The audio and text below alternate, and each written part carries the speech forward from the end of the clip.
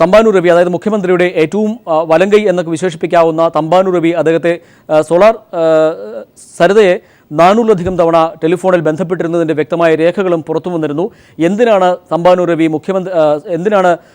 രവി സരിതയെ നിരന്തരം ഫോണിൽ ബന്ധപ്പെട്ടിരുന്നത്? അല്ലെങ്കിൽ സോളാർ കമ്മീഷനിൽ മൊഴി നൽകുമ്പോൾ ഇന്ന രീതിയിൽ നൽകണം, ഈ രീതിയിൽ നൽകണം, അല്ലെങ്കിൽ ഈ രീതിയിൽ പറയാവൂ എന്നെല്ലാം വ്യക്തമാക്കുന്ന രീതിയിൽ സരിതയോട് ആവശ്യപ്പെട്ടത് എന്തിനായിരുന്നു എന്നതിൻ്റെ കൃത്യമായ മറുപടിയാണ് ഇപ്പോൾ പുറത്തു വന്നിരിക്കുന്നത്.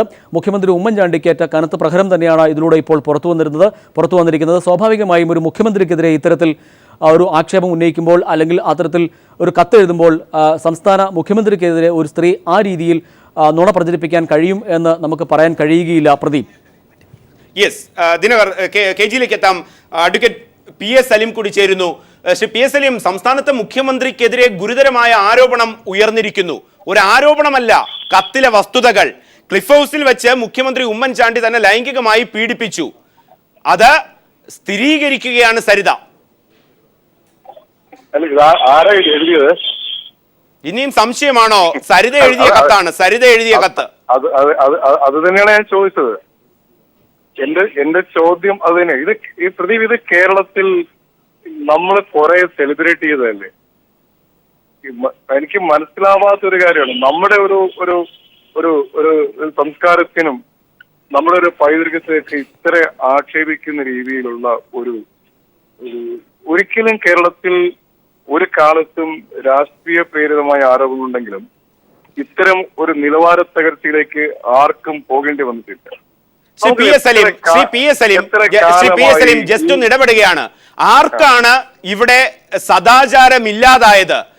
ഒരു സമൂഹത്തിലെ ഒരു സ്ത്രീ വിളിച്ചു പറയുന്നു, സംസ്ഥാനത്തിന്റെ മുഖ്യമന്ത്രി എന്നെ ലൈംഗികമായി പീഡിപ്പിച്ചു, അത് ക്ലിഫ് ഹൗസിൽ വെച്ച് ഔദ്യോഗിക വസതിയിൽ എന്നൊരു സ്ത്രീ പറഞ്ഞാൽ ആരുടെ സദാചാരമാണ് ചോദ്യം ചെയ്യപ്പെടുന്നത്? ശ്രീ PS സലീം, താങ്കൾക്ക് മനസ്സിലാകാത്തതുപോലെ എനിക്കും മനസ്സിലാകുന്നില്ല താങ്കൾ പറയുന്നത്.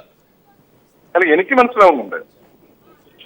ഇത് ആരെ വെച്ചാണ് പറയിക്കുന്നത് എന്നുള്ളതാണ് ഞാൻ ആദ്യം ചോദിച്ച ചോദ്യം. എനിക്ക് മനസ്സിലാവുന്നുണ്ട്.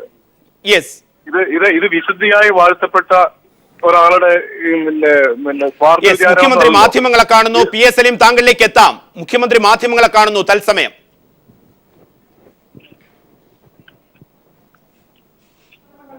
നിങ്ങൾക്കെല്ലാം അറിയാവുന്ന പോലെ ഞാൻ കമ്മീഷനിൽ 14 മണിക്കൂർ ഇരുന്ന് എല്ലാവരുടെയും എല്ലാ ചോദ്യങ്ങൾക്കും ഞാൻ മറുപടി പറഞ്ഞു.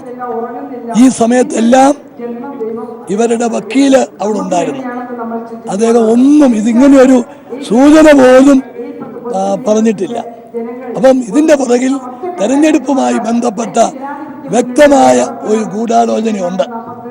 അത് എന്താണ്, എങ്ങനെയാണ് എന്നതിനെ കുറിച്ച് അത് അന്വേഷിക്കും, അത് കണ്ടെത്തും എന്ന് പറയാൻ ആഗ്രഹിക്കുകയാണ്. അല്ല, നമുക്കറിയാമല്ലോ, ഈ ഗവൺമെന്റിനെ തകിടം മറിക്കാൻ വേണ്ടി എത്രയോ ശ്രമങ്ങൾ നടന്നു. ഇത് അവസാനത്തെ ശ്രമമാണ്. അത് ഈ കാര്യങ്ങളൊക്കെ നടക്കുമ്പോഴാണ് കേരളത്തിൽ പല തെരഞ്ഞെടുപ്പുകൾ നടന്നത്. ഇവര് പറയുന്ന കാര്യങ്ങളിൽ 1% ശരിയുണ്ടെങ്കിൽ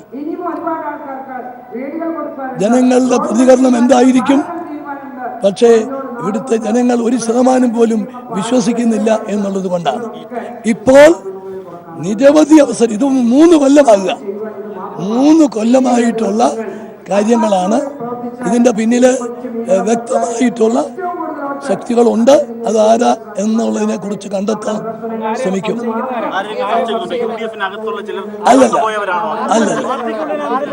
ഇതിനകത്ത് ഞാന് രാഷ്ട്രീയമായിട്ടുള്ള ഒന്നായിട്ട് ഞാൻ ഇതിനെ കാണുന്നില്ല. മറ്റു പല ശക്തികളും പിന്നെ ഇതിനെതിരെ ഉള്ള ശ്രമങ്ങൾ പലതും ഈ ഗവൺമെന്റിനെതിരെ നടത്തിയിട്ടുണ്ട്. അതിന്റെ ഒരു ഭാഗമാണ്.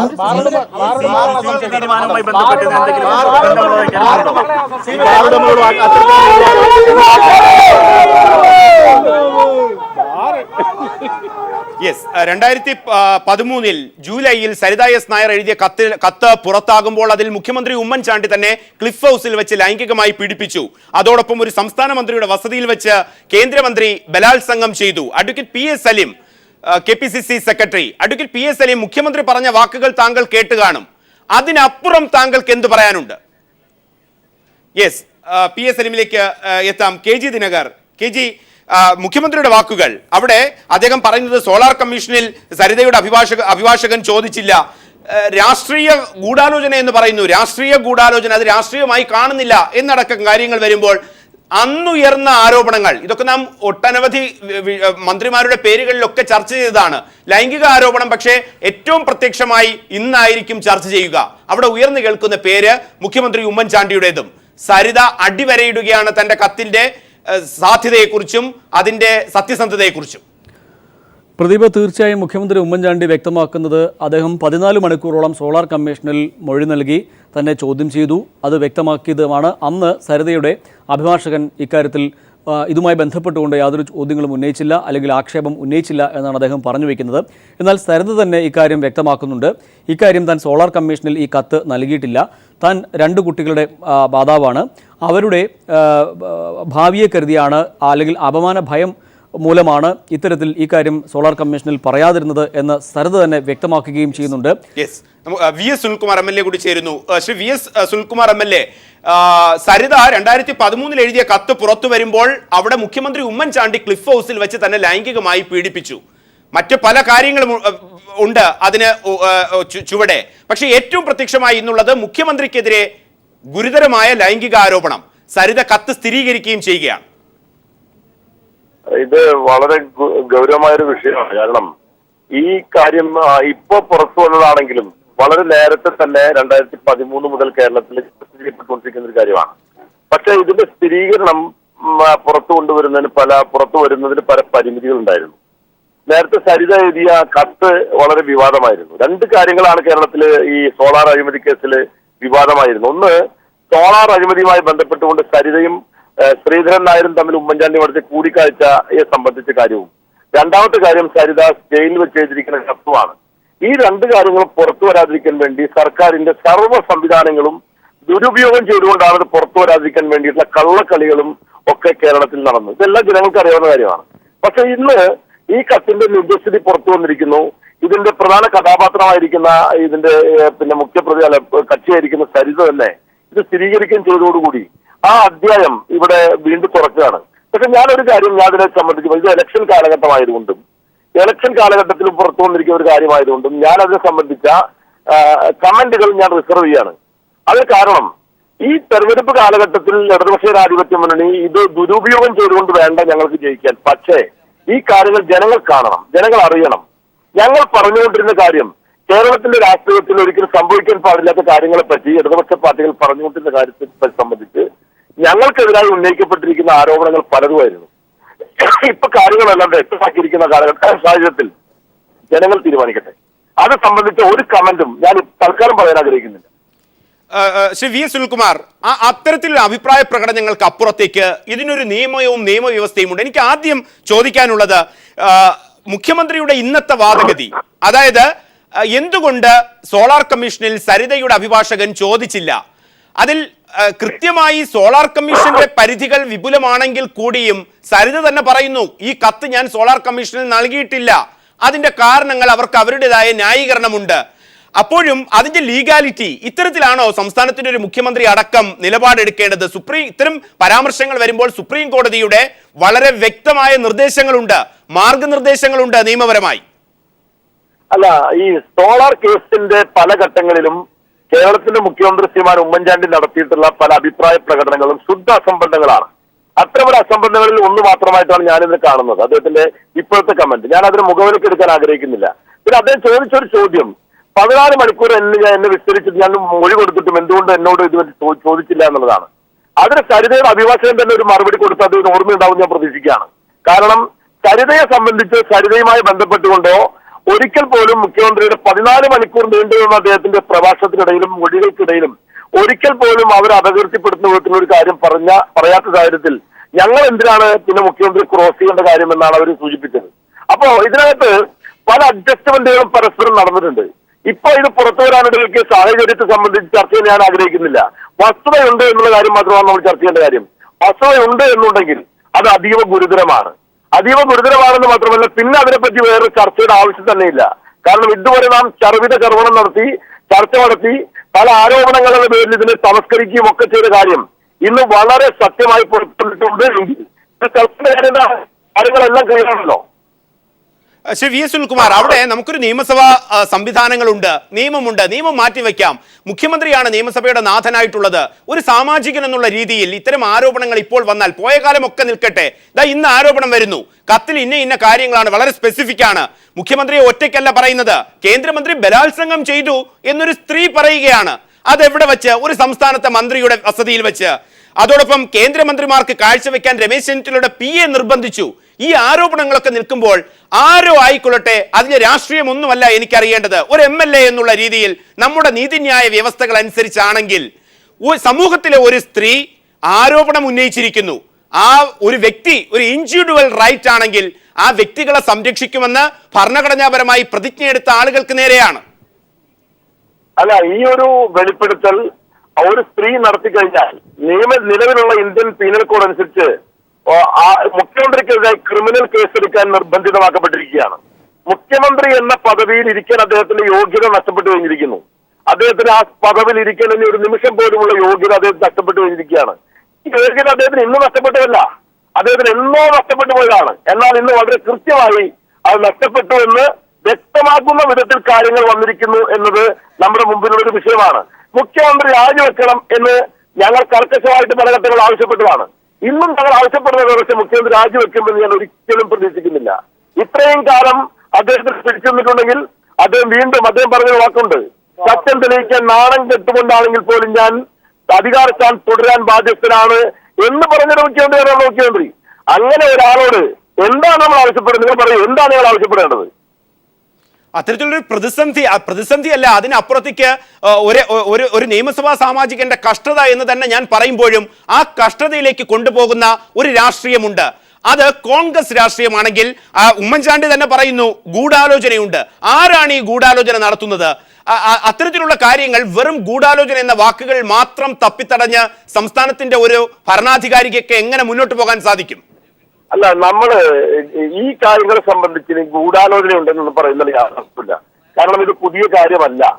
ഇത് പുതിയതായി ഇന്ന് ഈ നിയമസഭാ തെരഞ്ഞെടുപ്പ് പ്രഖ്യാപിക്കപ്പെട്ട് അതിന്റെ പെരുമാറ്റച്ചട്ടം നിലവിൽ വന്നതിന് ശേഷം പുതിയതായി രൂപപ്പെട്ടൊരു ആരോപണമാണെങ്കിൽ അതിന്റെ പിന്നിൽ ഗൂഢാലോചനയുണ്ടോ അല്ലെങ്കിൽ അതിന്റെ പിന്നിൽ മറ്റു താല്പര്യമുണ്ടോ എന്ന കാര്യം പരിശോധിക്കേണ്ടി വരും. എന്നാൽ ഇത് അങ്ങനെയല്ല. കഴിഞ്ഞ 2013 മുതൽ ഇത്രയും കാലമായി കേരള നിയമസഭയ്ക്കകത്തും പുറത്തും ജനസമൂഹത്തിനിടയിലും ചർച്ച ചെയ്യപ്പെടുകയും ജനങ്ങൾക്കിടയിൽ തന്നെ വളരെ മോശപ്പെട്ട ഒരു പ്രതിച്ഛായ രാഷ്ട്രീയ പ്രവർത്തനത്തെ പറ്റി പോലും ഉണ്ടാക്കിയെടുക്കാൻ പര്യാപ്തമാകുന്ന വിധത്തിൽ അതിമറ്റമായ ഒരു വിഷയമാണ് ഈ സോളാർ അഴിമതി എന്ന് പറയുന്നത്. സോളാർ അഴിമതിയുടെ ഭാഗമായി വൻ തോക്കുകൾ ഇടപെട്ടിരിക്കുന്ന അഴിമതി പുറത്തു വരുന്നതിന് പകരം അത് കേവലം ഒരു ലൈംഗിക ആരോപണ കേസാക്കി ചുരുക്കാൻ പല ആളുകളും ശ്രമിക്കുകയുണ്ടായി. എന്നാൽ അതിന്റെ പിന്നിലുള്ള വലിയ അഴിമതി താല്പര്യങ്ങൾ പലപ്പോഴും പുറത്തു വരാതെ പോവുകയും ചെയ്തു. ഇന്നും ഇതിന്റെ അന്വേഷണ കമ്മീഷൻ മുൻപാകെ വന്നിരിക്കുന്ന പല കാര്യങ്ങളും ഇതിന്റെ പിന്നിലെ സാമ്പത്തികമായ അഴിമതി മാത്രമല്ല, ഇതുപോലെയുള്ള കെട്ടുനാറിയ കഥകൾ കൂടി ഉണ്ടാകുമ്പോൾ നമുക്ക് വളരെയേറെ തലകുടിച്ചു നിൽക്കേണ്ട സ്ഥിതിവിശേഷം കേരളത്തിലെ ജനങ്ങൾക്ക് ഉണ്ടായിരിക്കുകയാണ്. ശ്രീ വി എസ് സുനിൽകുമാർ, അല്പസമയം കൂടി താങ്കൾ ദയവായി തുടരുക. Advocate PS Saleem, KPCC secretary. PS Saleem, രണ്ടു കാര്യങ്ങളാണ് MLA വി എസ് സുനിൽകുമാർ ഉന്നയിക്കുന്നത്. സുപ്രീം കോടതി നിർദ്ദേശപ്രകാരം മുഖ്യമന്ത്രിക്കെതിരെ ആരോപണം ഉയർന്ന സ്ഥിതിക്ക് ഒരു ക്വിക്ക് FIR രജിസ്റ്റർ ചെയ്യാൻ സാധിക്കുമോ? സാധിച്ചില്ല എങ്കിൽ നാണക്കേടാണെന്നാണ്. അല്ല, ഞാൻ ഈ സുനിൽകുമാറിന്റെ മുഴുവൻ കമന്റ് ഞാൻ കേട്ടില്ല. പക്ഷെ ഒരു കാര്യം ഞാൻ പറയാം, VS സുനിൽകുമാറൊക്കെ ഞങ്ങൾക്ക് രാഷ്ട്രീയമായ അഭിപ്രായ വ്യത്യാസം ഉണ്ടെങ്കിലും ഇത്തരം കാര്യങ്ങളിൽ കുറെ കൂടി ഒരു ഔന്നത്യമുള്ള നിലപാട് സ്വീകരിക്കും എന്നാണ് അദ്ദേഹത്തെ കുറിച്ച് വലിയ പ്രതീക്ഷകളുള്ള പ്രേക്ഷകർ പ്രതീക്ഷിക്കും. ഇവിടെ നമ്മൾ കുറെ കാലങ്ങളായി സെക്സ് വെരിഫിക്കേഷൻ, FIR ഇങ്ങനെയുള്ള കാര്യങ്ങളൊക്കെ ആവശ്യമുള്ള എല്ലാ സ്ഥലങ്ങളും പറയുന്നുണ്ട്. എനിക്ക് മനസ്സിലാവാത്ത ഒരു കാര്യം, ഇവിടെ കുറെ ഇത് സുനിൽകുമാർ പറഞ്ഞല്ലോ, ഇതൊരു ഗൂഢാലോചനയാണെങ്കിൽ അത് ഇപ്പോഴുണ്ടാവേണ്ട. ഇതൊക്കെ എത്ര കാലമായി കേരളത്തിൽ. ശ്രീ PS സലീം, ദയവായി താങ്കൾ തുടരുക. VS സുനിൽകുമാറിലേക്ക്. ശ്രീ VS സുനിൽകുമാർ, അവിടുത്തെ നിയമം FIR രജിസ്റ്റർ ചെയ്യുക, അതൊക്കെ ആവശ്യങ്ങളായി നിൽക്കുന്നു. താങ്കൾ പറഞ്ഞതുപോലെ 2013 മുതൽ ഇതുവരെ ആവശ്യങ്ങളായി നിൽക്കുമ്പോൾ PS സലീം പറഞ്ഞത് താങ്കളെപ്പോലെയുള്ള നിയമസഭാ സാമാജികർക്ക് ഇത്തരം വിഷയങ്ങൾ വരുമ്പോൾ ഔദ്ധത്യത്തോടെ പെരുമാറാൻ, പ്രതികരിക്കാൻ, ഔന്നത്യത്തോടെ പെരുമാറാൻ, പ്രതികരിക്കാൻ സാധിക്കണമെന്നാണ്. ഈ രണ്ട് വാക്കുകളുടെ അർത്ഥം താങ്കൾക്കാണോ നഷ്ടപ്പെടുന്നത്, ആരോപണം ഉന്നയിക്കുന്നവർക്കാണോ നഷ്ടപ്പെടുന്നത്, ആരോപണ വിധേയർക്കാണോ നഷ്ടപ്പെടുന്നത്? സുനിൽകുമാർ, ഞാൻ ശ്രീ സലീംകുമാർ ഞാൻ പറഞ്ഞത് തുടക്കം മുതൽ കേൾക്കാത്തത് കൊണ്ടാണ് അദ്ദേഹം ഇങ്ങനെ ഒരു ആരോപണം ഉന്നയിക്കുന്നത്. ഞാൻ പറഞ്ഞു തെരഞ്ഞെടുപ്പ് കാലഘട്ടമായതുകൊണ്ട് തന്നെ ഇത് സംബന്ധിച്ച മറ്റ് കമന്റുകൾ ഞാൻ റിസർവ് ചെയ്യുന്നു എന്നാണ് ഞാൻ ആദ്യം പറഞ്ഞ കാര്യം. മാത്രമല്ല ഇത് സംബന്ധിച്ചുണ്ടായിട്ടുള്ള പല കാര്യങ്ങളെ സംബന്ധിച്ചും നമുക്ക് ചർച്ച ചെയ്യപ്പെടാൻ പറ്റാത്ത വിധത്തിലെ പല സംഗതികളും ഇതിനകത്ത് അന്തർലീനമാണ്. തെരഞ്ഞെടുപ്പ് കാലഘട്ടത്തിലാണ് ഇതിന്റെ പല നിജസ്ഥിതി പുറത്തു വന്നതുകൊണ്ട് ഇത് തെരഞ്ഞെടുപ്പിന് വേണ്ടി ഉപയോഗിക്കേണ്ട ആയുധമായി ഇടതുപക്ഷം ആഗ്രഹിക്കുന്നില്ല എന്നുകൂടി ഞാൻ പറഞ്ഞു എന്ന് സലീമിനോട് ഞാൻ വീണ്ടും ആവർത്തിച്ച് പറയുകയാണ്. രണ്ടാമത്തെ കാര്യം, ഞാനൊരു കാര്യം പറയട്ടെ. ഈ ആരോപണം ഉന്നയിക്കപ്പെട്ടതിന് ശേഷം ഈ അന്വേഷണവുമായി ബന്ധപ്പെട്ടുകൊണ്ടുള്ള അന്വേഷണ കമ്മീഷൻ നിയമിച്ചിട്ട് വർഷം എത്രയായി? ആ അന്വേഷണ കമ്മീഷന് മുൻപാകെ കൊടുക്കേണ്ട തെളിവുകൾ കൊടുത്ത് ഈ വിഷയത്തിന്റെ സത്യസ്ഥിതി ജനങ്ങളെ ബോധ്യപ്പെടുത്തിക്കൊണ്ട് ഈ തെരഞ്ഞെടുപ്പിന് മുമ്പ് തന്നെ ആ റിപ്പോർട്ട് കൊണ്ടുവരുന്നതിൽ പ്രതിപക്ഷം തടസ്സമായിരുന്നോ? ഇതിന്റെ കമ്മീഷൻ തന്നെ പറഞ്ഞ കാര്യം എന്തായിരുന്നു? ഇതിന് സഹകരിക്കേണ്ട ഗവൺമെന്റ് തരേണ്ട വിവരങ്ങൾ തരാതെ, സഹകരിക്കേണ്ട രീതിയിൽ സഹകരിക്കാതെ കമ്മീഷന്റെ പ്രവർത്തനം നീട്ടിക്കൊണ്ടുപോകുന്നതിന്റെ ഉത്തരവാദിത്തം സംസ്ഥാന ഗവൺമെന്റിന് മാത്രമാണ് എന്ന് പറഞ്ഞത് ഈ നിങ്ങൾ നിയമിച്ച അന്വേഷണ കമ്മീഷനാണ്.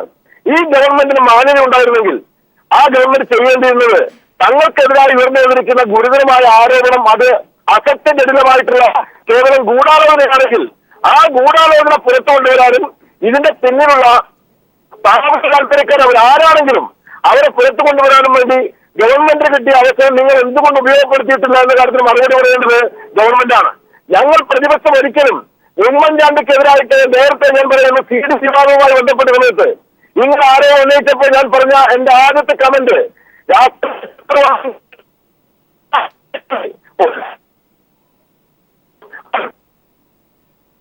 Yes, advocate P S Saleem, ഇത്തരം ചോദ്യങ്ങളാണ് സർക്കാരിനു നേരെ ഉയരുന്നത്. പി എസ് സലീം, ഇതൊക്കെ അഡ്രസ് ചെയ്യേണ്ട ചോദ്യങ്ങളാണ്. അതിനപ്പുറത്തേക്ക് മറ്റെന്തെങ്കിലുമൊക്കെ പറഞ്ഞു ഒഴിഞ്ഞു മാറിയാൽ ഞാൻ ബാക്കി പൂരിപ്പിക്കുന്നില്ല. Advocate P S Saleem. അല്ല പ്രദീപ് ഇതിനകത്ത് വളരെ ഒരു അല്പം എന്താ പറയുക ക്രീസ് വിട്ട് ഇറങ്ങുന്ന ഒരു സംശയം എനിക്കുണ്ട്. ഞാൻ ആ കമന്റ് ഞാനങ്ങ് റിസർവ് ചെയ്യുകയാണ്. ഞാൻ ഇപ്പൊ സുനിൽകുമാർ പറഞ്ഞ ഞാൻ അത് പിന്നെ അംഗീകരിക്കുന്നു. കാരണം ഞാൻ പറഞ്ഞല്ലോ, ഞാൻ സുനിൽകുമാറിന്റെ മുഴുവൻ ചർച്ചകളെ മുഴുവൻ ഞാൻ കേട്ടില്ല എന്ന് ഞാൻ പറഞ്ഞിരുന്നു. പക്ഷെ ഞാൻ സൂചിപ്പിച്ചത് ഇതിനൊക്കെ നമ്മൾ വലിയ വില കൊടുക്കേണ്ടി വരില്ലേ? ഇതിനൊക്കെ നമ്മൾ വലിയ വില കൊടുക്കേണ്ടി വരില്ലേ? ആരാണ് ഇത്തരം അല്ല ഞാൻ പറയുക, ഇത് ആരെ വെച്ചും ആർക്കെതിരെയും ആരോപണം ഉന്നയിക്കുന്ന ഈ രീതി ഇത് കേരളത്തിന് പരിചിതമായ ഒരു ശൈലി ആയിരുന്നില്ല. എന്റെ ആദ്യത്തെ റിയാക്ഷൻ അതാണ്. നമ്മളിത് കുറെ കേട്ടാണ്, കുറെ ചർച്ച ചെയ്താണ്. ഇവിടെ ബിജു രാധാകൃഷ്ണന്റെ സിഡിക്ക് വേണ്ടി നമുക്കറിയാം വളരെ ഒരു രാത്രി മുഴുവൻ കേരളത്തെ ആകാംക്ഷയുടെ മുൾമുരയിൽ നിർത്താൻ ബിജു രാധാകൃഷ്ണന്റെ ഒരു ഏറ്റവും തരംതാണ ഒരു ആരോപണത്തിനും അതിന് കേരളത്തിലെ മാധ്യമങ്ങൾ നൽകി വളരെ എക്സസ് ആയിട്ടുള്ള ഒരു പ്രചരണമൊക്കെ. അഡ്വക്കേറ്റ് പി എസ് സലീം, താങ്കൾ തന്നെ സൂചിപ്പിക്കുന്നു, ഞാൻ ചോദ്യം ചോദിക്കുമ്പോൾ അതൊരു എക്സസ് ആവുന്നു. ബിജു രാധാകൃഷ്ണൻ തെളിവ് ശേഖരിക്കാൻ പോകുമ്പോൾ മാധ്യമങ്ങൾ കാണിക്കുന്നത് എക്സസ്. ഒരു സ്ത്രീ 2013 ജൂലൈ 19 എഴുതിയ കത്തിൽ പറയുകയാണ്, ഞാനൊന്ന് പറഞ്ഞോട്ടെ പി എസ് സലീം. ഒരു സ്ത്രീ പറയുകയാണ്, എന്നെ സംസ്ഥാനത്തിന്റെ മുഖ്യമന്ത്രി ക്ലിഫ് ഹൗസിൽ മുഖ്യമന്ത്രിയുടെ ഔദ്യോഗിക വസതിയിൽ വെച്ച് ലൈംഗികമായി ചൂഷണം ചെയ്തു. മറ്റൊരു വാക്ക് താങ്കൾക്ക് കേൾക്കണ്ടേ? മുൻ കേന്ദ്രമന്ത്രി എന്നെ ബലാത്സംഗം ചെയ്തു എന്നാണ് പറയുന്നത്. ബലാത്സംഗത്തിന്റെ വാക്ക് നിയമത്തിൽ എങ്ങനെയാണ് വിവക്ഷിച്ചിട്ടുള്ളതെന്ന് താങ്കൾക്ക് അറിയാമോ? അതോടൊപ്പം കേന്ദ്രമന്ത്രിമാർക്ക് കാഴ്ചവെക്കാൻ രമേശ് ചെന്നിത്തലയുടെ PA നിർബന്ധിച്ചു. ക്ലിഫ് ഹൗസിൽ സംസ്ഥാനത്തിന്റെ മുഖ്യമന്ത്രി എന്നെ ലൈംഗികമായി പീഡിപ്പിച്ചു. സംസ്ഥാനത്തിന്റെ ഒരു മന്ത്രിയുടെ വീട്ടിൽ വെച്ച് കേന്ദ്രമന്ത്രി എന്നെ ബലാത്സംഗം ചെയ്തു എന്നൊരു സ്ത്രീ പറയുമ്പോൾ ചോദ്യം ചോദിച്ചാൽ എന്ത് എക്സസ് ആണ് അഡ്വക്കേറ്റ് പി എസ് സലീം? ആ തെളിവുകൾ ശേഖരിക്കുമ്പോൾ മാധ്യമങ്ങൾ പോകും. മാധ്യമങ്ങൾ തന്നെയാണ് ഈ വാർത്തകൾ പുറത്തു കൊണ്ടുവരുന്നതും. ഞാൻ ചോദിക്കാൻ ആഗ്രഹിക്കുന്ന ചോദ്യം ഇതാണ്. VS സുനിൽകുമാർ MLA ചോദിച്ചു, ഇങ്ങനൊരു ആരോപണങ്ങൾ വന്നാൽ സുപ്രീം കോടതിയുടെ നിയമവ്യവസ്ഥകളുണ്ട്. ആ നിയമവ്യവസ്ഥകൾക്കനുസരിച്ച് ഈ സർക്കാർ ഈ നിമിഷം മുന്നോട്ട് പോകണമെന്ന് പറയാനുള്ള ആർജവം ഒരു രാഷ്ട്രീയ പ്രവർത്തകൻ എന്നുള്ള രീതിയിൽ താങ്കൾക്കുണ്ടോ പി എസ് സലീം? അല്ല പ്രദീപ്, ഞാൻ ചോദിക്കുന്ന ചോദ്യങ്ങൾ ഇതാണ്. ഒന്ന്, പ്രദീപ് കുറെ ചോദ്യങ്ങൾ ഇങ്ങോട്ട് ചോദിച്ചു. ആ ചോദ്യങ്ങൾ എക്സസ് ആണോ അതല്ലെങ്കിൽ അതിന്റെ ഒരു ലക്ഷ്മണ രേഖ ലംഘിച്ചതില്ല എന്നുള്ളതൊക്കെ ബട്ട് അത് ഒരു പക്ഷേ അത് എന്റേതായ പ്രശ്നമാകാം. ഞാനത് പ്രദീപിന്റെ പ്രശ്നമായിട്ട് മാറ്റാൻ ആഗ്രഹിക്കുന്നില്ല. എന്റെ ചോദ്യം ഇതാണ്, നിങ്ങൾ പറയുന്നു ഇങ്ങനെ ഒരു പെൺകുട്ടി, പരമവിശുദ്ധയായ ഒരു പെൺകുട്ടി ബലാത്സംഗം ചെയ്യപ്പെടുന്നു, ലൈംഗികമായി ചൂഷണം ചെയ്യപ്പെടുന്നു, അത് അങ്ങനെ ഒരു ഇതുണ്ടാകുമ്പോൾ അതിനെതിരായി ഞാൻ ചോദിക്കട്ടെ, അതാണ് ഞാൻ ആദ്യം ചോദിച്ചത്. ഈ കത്ത് ആരുടേതാണ് എന്ന് ചോദിച്ചത്. ഈ കത്ത് സരിതയുടേതാണ്. ആ കത്ത് സരിതയുടേതാണ്. ഈ കത്ത് എന്റേതാണ്, എന്റെ കൈപ്പടയിലാണെന്ന് സരിത പറഞ്ഞു കഴിഞ്ഞു. ഈ കത്ത് ചെയ്ത് മദർ തെരേസയൊന്നും, ഈ കത്ത് ചെയ്ത് ചാരിത്രത്തിന് വേണ്ടി ജീവൻ ബലിയർപ്പിച്ച മരിയ ഗുരുത്തിയൊന്നല്ല ഈ കത്ത് എഴുതിയിരിക്കുന്നത്. അതെ, എന്നെ വിശുദ്ധ അല്ലാതാക്കിയത് ആര് എന്നാണ് ആ കത്തിൽ വിശദമാക്കുന്നത് അഡ്വക്കേറ്റ് പി എസ് സലീം. അല്ല, ഞാൻ വിശുദ്ധയായാലും വിശുദ്ധ നമ്മൾ അതാ പറഞ്ഞത്, ഇത് നമ്മുടെ ചാനലിന് പോലും ഒരു ഗ്രേസ് കളയും നമ്മൾ ഈ ചർച്ചയുമായി കൂടുതൽ മുമ്പോട്ട് പോയാൽ എന്നാണ് എനിക്ക് തോന്നുന്നത്. നമ്മളിപ്പോ ഇപ്പം പ്രദീപ് ഇങ്ങോട്ട് ചോദ്യത്തിന് മറുപടി അല്ല. അഡ്വക്കേറ്റ് പി എസ് സലീം, എനിക്കതിന് മറ്റൊരു കാഴ്ചപ്പാടാണ്. അഡ്വക്കേറ്റ് പി എസ് സലീം, സമൂഹത്തിന് മൊത്തം അതൊരു മറ്റൊരു കാഴ്ചപ്പാടാണ്. ഒരു സ്ത്രീ എന്നെ ബലാത്സംഗം ചെയ്തു എന്ന് പറഞ്ഞാൽ സമൂഹത്തിന്റെ മാന്യതയും ഔന്നത്യവും കുറയുമെന്നുള്ളതല്ല. മറ്റു രാഷ്ട്രീയക്കാർക്ക് അതൊരു പാഠമാണ്. ഇതൊരു പാഠമാണെന്നും ഈ തെറ്റ് തിരുത്തണമെന്നും പറയേണ്ട ആർജവുമാണ് രാഷ്ട്രീയ പ്രവർത്തകർക്ക് വേണ്ടതും. പി എസ് സലീം, ഞാൻ ഈ ചർച്ച അവസാനിപ്പിക്കുന്ന ഒരു കാര്യം ചോദിച്ചോട്ടെ. ഈ ബലാത്സംഗം ചെയ്യപ്പെട്ട് ചാരിത്രം കവർന്നെടുത്തു എന്ന് വിലപിക്കുന്ന ഈ സ്ത്രീ ഈ ഒരുപക്ഷെ ഇപ്പം പറയുന്ന ഈ ഒഫൻസ് കമ്മിറ്റ് ചെയ്തതിന് ശേഷം എത്ര കോടതികൾ ഇവർ കയറി ഇറങ്ങിയിട്ടുണ്ട്, എത്ര കമ്മീഷനിൽ ഇവർ നിരന്തരമായി ഹാജരായിട്ടുണ്ട്.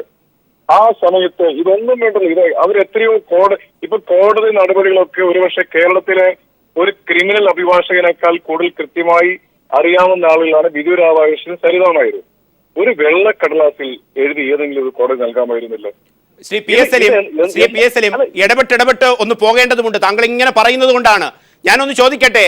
ഏത് നിയമവ്യവസ്ഥയാണ് ഒരു ഒഫൻസ്, അതൊരു സ്ത്രീയെ ലൈംഗികമായി പീഡിപ്പിക്കുന്നതാകട്ടെ, ഇന്ന ദിവസം അങ്ങ് പറഞ്ഞുകൊള്ളണം, ഇന്ന ദിവസം കഴിഞ്ഞാൽ ഞങ്ങൾ ഇത് മുഖവിലേക്ക് കിടക്കില്ല എന്ന് ഇന്ത്യയിൽ നിലനിൽക്കുന്ന ഏത് നിയമമാണ് പറഞ്ഞിട്ടുള്ളത്? ഞാൻ പറഞ്ഞില്ല. താങ്കളാ പറയുന്നേ. ഈ കോടതിയിൽ അടക്കം പോകുമ്പോൾ ഒരു വെള്ളക്കടലാസ് എഴുതി കൊടുക്കട്ടെ, എന്നാൽ മാത്രമേ താങ്കൾ അടക്കമുള്ളവർ വിശ്വസിക്കൂ. ഇന്ന് പറഞ്ഞുകൂടെ? ഇന്ന് പറഞ്ഞതിനെ കുറിച്ച് താങ്കൾക്ക് എന്താണ് പറയാനുള്ളത്? പ്രദീപ്, അങ്ങനെയല്ല ഞാൻ പറഞ്ഞത്.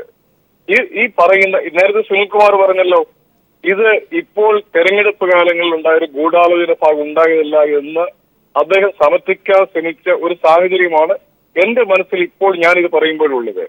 ഇത് പറയുന്നതിന്റെ ടൈമിങ്, ഈ സരിതയുടെ ടൈമിങ് അപാരമാണ്. നമുക്ക് അത് ഇത്തരം ഒരു സ്വന്തം ജീവിതം വെച്ച്, സ്വന്തം പരിശുദ്ധി വെച്ച് ഇത്രയധികം കേരള രാഷ്ട്രീയത്തിന്റെ മുൾമുനയിൽ നിർത്തിയ മറ്റൊരു കഥാപാത്രത്തെ നമ്മൾ സിനിമയിലോ അതല്ലെങ്കിൽ നോവലിലോ ജീവിതത്തിലോ കണ്ടിട്ടില്ല എന്ന് പറയേണ്ടി വരും.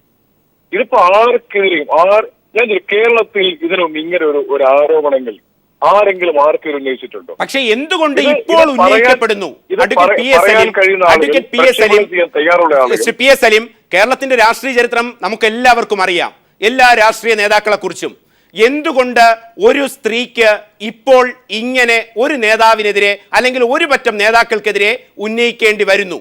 താങ്കളും ഒരു പൊതുപ്രവർത്തകനാണല്ലോ. പറഞ്ഞിട്ടുണ്ട്, അല്ല, ആ സ്ത്രീ തന്നെ പറഞ്ഞിട്ടുണ്ട്, കോൺഗ്രസ് നേതാക്കന്മാർക്കെതിരെ ആരോപണം ഉന്നയിക്കാൻ CPM 10 കോടി രൂപ വാഗ്ദാനം ചെയ്തു എന്ന് ഈ സരിതാ നായർ ഇപ്പോൾ നിങ്ങൾ വേദവാക്യം പോലെ അങ്ങനെയാണെങ്കിൽ ശ്രീ പി എ സലീം, സർക്കാർ ഈ ഉമ്മൻചാണ്ടി അടക്കമുള്ളവരുടെ പക്കലാണല്ലോ.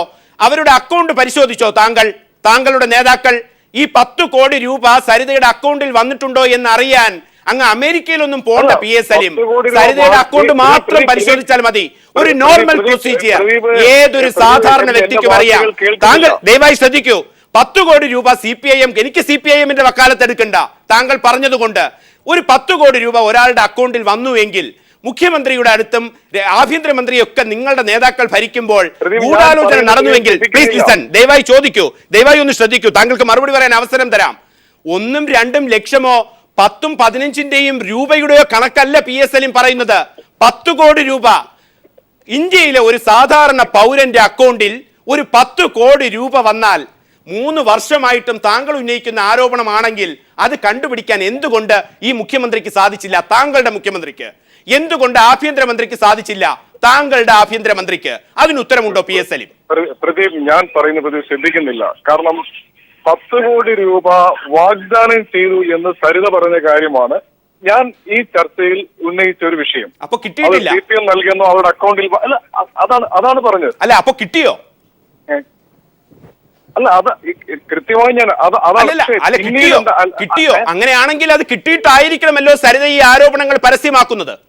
അല്ല, എന്തായാലും ഈ ഇടപാടിൽ ഈ രാഷ്ട്രീയത്തിൽ ഒരു സാമ്പത്തിക ഇടപാടുകൾ കൂടി ബന്ധപ്പെട്ട് നിൽക്കുന്നു എന്നതിന്റെ ഒരു സൂചനയാണ്. യെസ്, ആ സാമ്പത്തിക ഇടപാടുകളുടെ പേരിലാണ് മുഖ്യമന്ത്രിയുടെ ഓഫീസിൽ നിന്ന് തന്റെ സ്റ്റാഫുകളെ പുറത്താക്കേണ്ടി വന്നതും. നമ്മളിപ്പോ പറയുന്നതിന്റെ ഒരു വിഷയത്തിന്റെ ഒരു ഭാഗം സംസാരിക്കുമ്പോൾ അത് ദയവായി താങ്കൾ അല്പസമയം കൂടി തുടരുക. ഒരു ഇടവേളയിലേക്ക് പോകേണ്ടതുള്ളത് കൊണ്ടാണ് പി എസ് സലീം. ഇടവേള.